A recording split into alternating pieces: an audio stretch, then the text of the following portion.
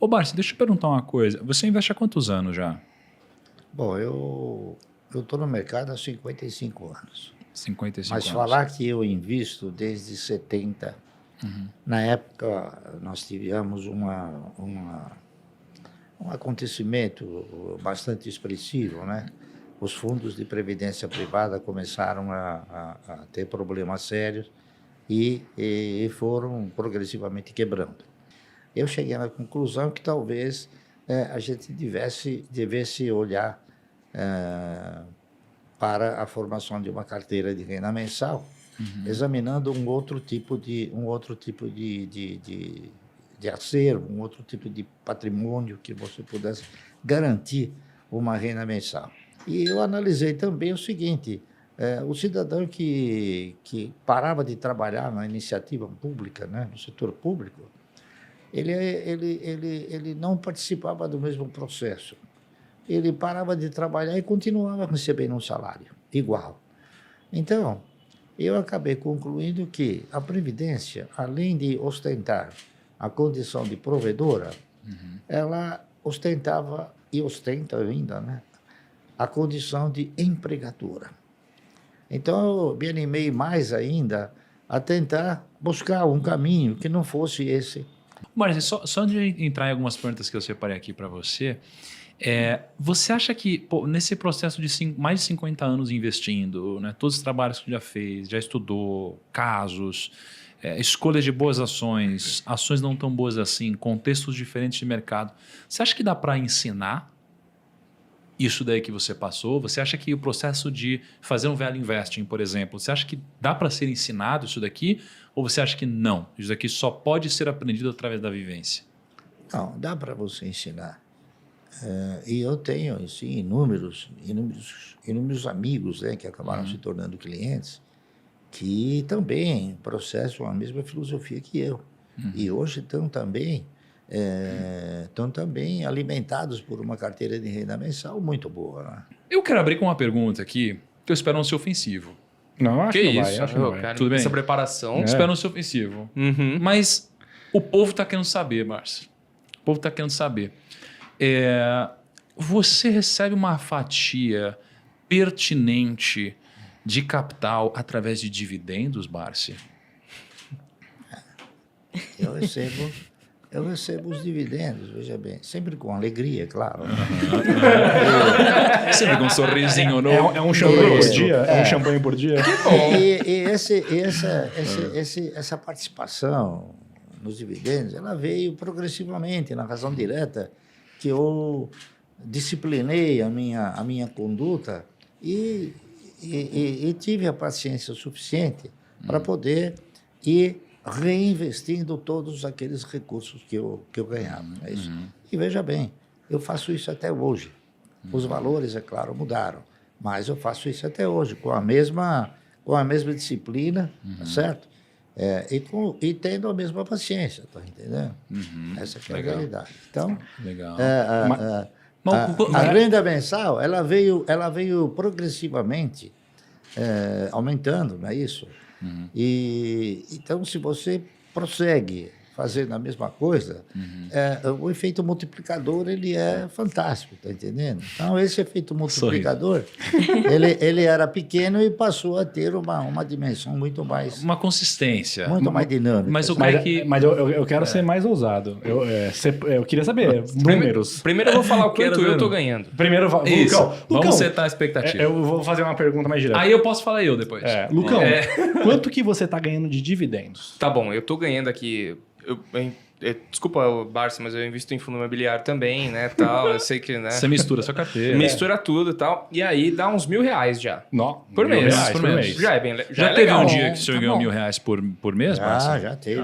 Um dia, né? Só um dia. Aí, então, cara, se eu olhar pra história, e tudo indica que você vai ser o Barça no futuro. Tô no caminho. Thiago Tá no Nigro, caminho. quanto que você tá ganhando de dividendos por mês? Cara, na minha carteira pública, que é aquela que eu mostro do mês, cara, acho que a gente deve tirar algo em torno de 50 a 90 mil reais por mês na carteira pública. Nossa, já tá legal. Bom. Mas a minha carteira é uma carteira que não tem um yield tão alto, porque eu misturo um pouco as classes de ações. Mas já tá bacana. Mas tá já bacana. de 50 a 90 mil na carteira pública. Dá pra fazer um rolê. Isso. Agora sim, agora é a pergunta que eu vou me segurar na mesa aqui, ó. Mas, quanto que você está ganhando de dividendos?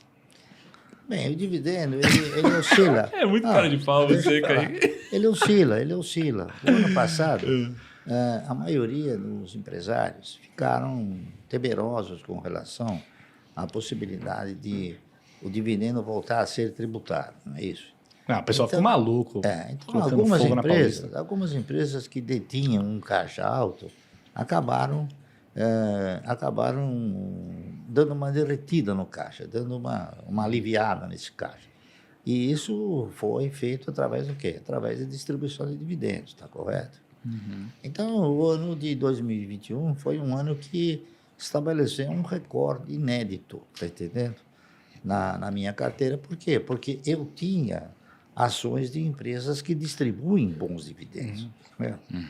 No mercado, nós temos empresas que distribuem dividendos, mas não bons dividendos, está entendendo? Essa que é a realidade. Eu não fico sistematicamente avaliando e somando o quanto eu recebo de dividendos. Quando chega no fim do ano, você pega toda a documentação, não é isso? E aí é que você tem a percepção de quanto você ganhou, está entendendo?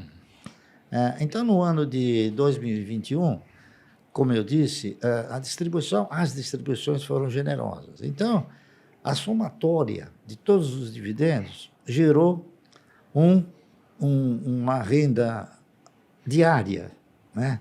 Diária. De R$1.015.000. Ai, meu Deus. Caiu meu lápis. 1 Caramba, milhão por cara. dia. Fez a conta? 1 Não, milhão 1 milhão por e dia. 15. 1 milhão e 15. 1 milhão e 15. 1 milhão e 15 por dia. Por dia. Por dia. Caralho. Por dia. Cara, se eu tivesse no 15, já ia estar tranquilo. Ó, mas 1 milhão e 15 por dia. Eu tenho uma cola aqui, que a produção me mandou Puta no meu merda. ponto 10 coisas que o Barsi poderia fazer todos os dias. Todos os dias? Todos os dias. Vamos ver. Todos os dias o Barsi poderia comprar 9 bitcoins. Todos Ele os poderia- dias? Todos os dias. Coisa Ele- que eu não faria. ele não faria, mas ele Bitcoin. poderia comprar todos os dias 9 bitcoins, 2.000 ingressos para ir para Disney. Ó, 2 mil? aí eu vi 2.000. negócio. Ele poderia comprar 346 mil ações de Magalu Por dia. por dia. Ele poderia comprar 109 iPhones 13. Ele poderia comprar 155 mil litros de gasolina. Ele poderia comprar 30 mil ações de Banco do Brasil, 183 Ether. Ele podia comprar 3 Land Rover 0km Por dia. por dia. Por dia.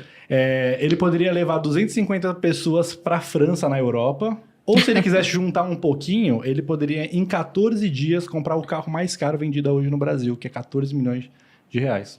Caramba. Se Você ele comprou tiver alguma dessas paciência, coisas, né? hein, pai? você E, tiver o que, paciência. e você poderia fazer isso, mas o que você fez? Não, mas veja bem, tudo isso que ele relacionou, eles não fazem parte da minha prioridade. Tá curtindo o vídeo? Lembre-se de deixar o seu like, e assim estará ajudando a nós trazermos mais assuntos como esse, para você. Continuando, fala Barsi. Olha só. Ah, Muito bom. Então, o que aconteceu? Quando eu dei início a esse projeto, eu estabeleci um critério que foi fundamental e muito importante. Eu estabeleci uma prioridade. A minha prioridade era quê? Ter uma carteira de renda mensal generosa, tá certo? E eu consegui. Através do quê? Através de privilegiar esse comportamento. Então, a prioridade era o seguinte, a prioridade ela foi fazendo com que eu fosse progressivamente administrando os meus egos e posteriormente controlando esses egos. Então, cada vez que tinha alguma compra ou algum procedimento fora desse critério aí, eu perguntava, me diga uma coisa, isso aqui é minha prioridade? Eu falava, não, então não compro. Tá entendendo? Então, E qual que era a sua prioridade nesse processo? a minha prioridade era ter uma Reinvestir. carteira de renda mensal generosa. Perfeito. Deixa eu perguntar então, Barsi, assim, agora, brincadeiras à parte, né? Poxa, esse número, 1 milhão por dia. Assim, as pessoas muitas vezes sonham em ter 1 milhão, né? É 1 milhão de geração de renda por dia. Assim, como chegar nesse número, Barsi, do zero? Então tem alguém aqui assistindo do zero. Como que a pessoa se planeja para chegar nisso um dia? Com disciplina e paciência. Perfeito. Certo? E disciplina, paciência, e você estabelecendo o quê? Estabelecendo uma prioridade. A partir do momento que você desenvolve esse processo, tendo como prioridade, né, você fazer a sua carteira de renda mensal, então você deixa de fazer muitas coisas que seriam supérfluos. Sim, Tá entendendo? Mas vamos Que é o que desvia, às vezes, o cidadão de uma trajetória que possa ser vitoriosa. Perfeito. Vamos do zero aqui, então. Vamos do zero, né? Tem muita gente que está assistindo a gente agora que já investe, gente que começou a investir recentemente e gente que quer começar a investir, mas ainda não começou a investir, tá? A pessoa está começando a investir hoje. Por onde que você acha que ela deveria começar para que ela comece já na direção certa? Bem, hoje nós estamos aí propondo, a AGF está propondo que o cidadão assuma uma cultura melhor para ele poder desenvolver um tipo de procedimento também melhor no mercado, para que ele possa ter conhecimento suficiente de criar um foco, tá certo? Um foco para poder entrar no mercado e não ser assim surpreendido com coisas erradas. Então, eu interpreto o seguinte: a primeira coisa que o cidadão tem que fazer no momento em que ele vai entrar no mercado é o seguinte: é estabelecer um paradigma que revele o foco que ele quer fazer. Se ele quer investir, se ele quer especular, tá entendendo? Então, ele tem que procurar o quê? Ele tem que procurar um profissional que possa lhe oferecer essa orientação certa, tá entendendo? Essa que é a realidade. Então, aqui no Brasil, lamentavelmente, por força de fatores circunstanciais, né, a maioria das sociedades corretoras, elas têm uma necessidade premente de fazer com que o cidadão que vá operar, que gire os negócios, não é isso? Porque elas vivem do quê? Elas vivem de corretagem. Elas não vivem de investimento, elas vivem de corretagem. Então, isso faz com que o cidadão ele não tenha aquela firmeza, tá entendendo? Porque ele vai ter o quê? Ele vai ter orientações desvirtuadas daquela que seria a mais pródiga, não é isso? Que é investir. Então, a proposta de se criar uma cultura de investimento, não é isso? É uma proposta que a gente percebe que o brasileiro não tem. Legal. Eu interpreto o seguinte: é claro que a educação financeira é uma coisa importante, mas eu interpreto o seguinte, que a partir do instante que o cidadão ele está convicto de que ele não deve gastar mais do que ele ganha, então ele está financeiramente educado. Aí ele precisa partir para uma nova fase de cultura, que é a cultura do investimento.